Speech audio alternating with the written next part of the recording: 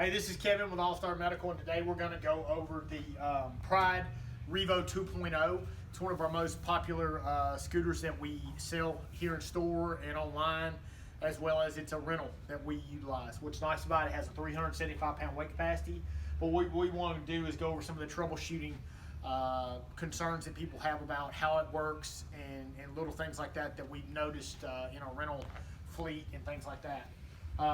Probably one of the most common mistakes that people make is that they will put the charger in, and when they charge it, they don't realize that when it's in charge mode and you've got it in, that you can't drive it.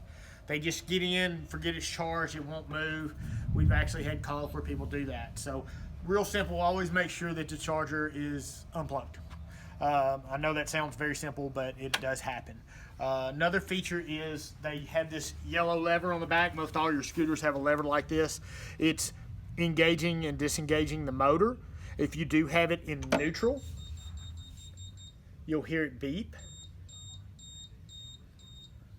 So when it beeps like that, that's an indicator telling you, hey, check this. And because this chair actually comes apart, this is common. It gets tripped while it's in the back of of the vehicle or in the trunk or something like that. So it commonly can get moved and people not even realize that they did it. So one good shot is to take a look at that, and that will be real helpful down the road. One of the other mistakes that people make on this scooter, and they don't realize it, is these batteries are 2 battery packs together. And you've got to make sure when you put this battery pack in that you set it down and you don't have it sitting kind of halfway. Sometimes they can sit. I've had people bring them in and say, hey, it didn't charge and I can't get it to go, it's not working. Well, it's as simple as, pop it in and make sure it's all connected, because it won't charge properly.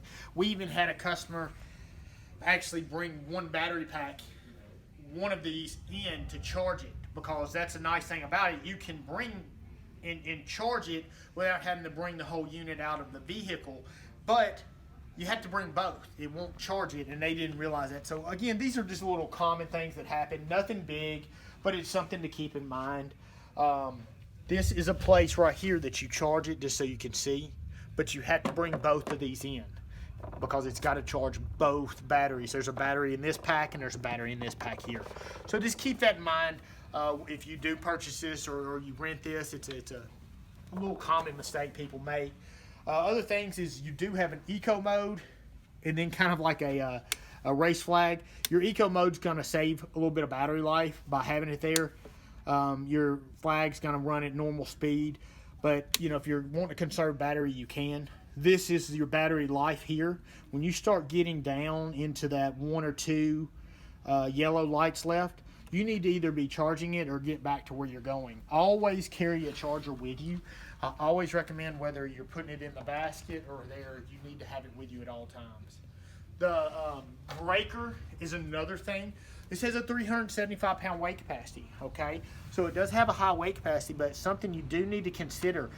It's made 375 to go up small hills and things like that, but if you're going up a very steep incline and you're really close to that weight capacity, you could actually throw the breaker here and make it stop, because it's putting so much stress on the motor. So here in Nashville, for instance, downtown's kind of a hilly area that people don't realize, and they'll be at that capacity and be going up an incline that may not need to go up, for instance, and that breaker will throw. Well, to fix that, you have to get off the scooter, hit the breaker, turn everything back on. Little common things just to look at, just whether you're purchasing or renting, just keep that in mind. Other than that, the unit works really well, but these are just common things that we've run across over time, and we wanted to pass this along, that hopefully this helps you out one day when you're out there and you don't know what's going on.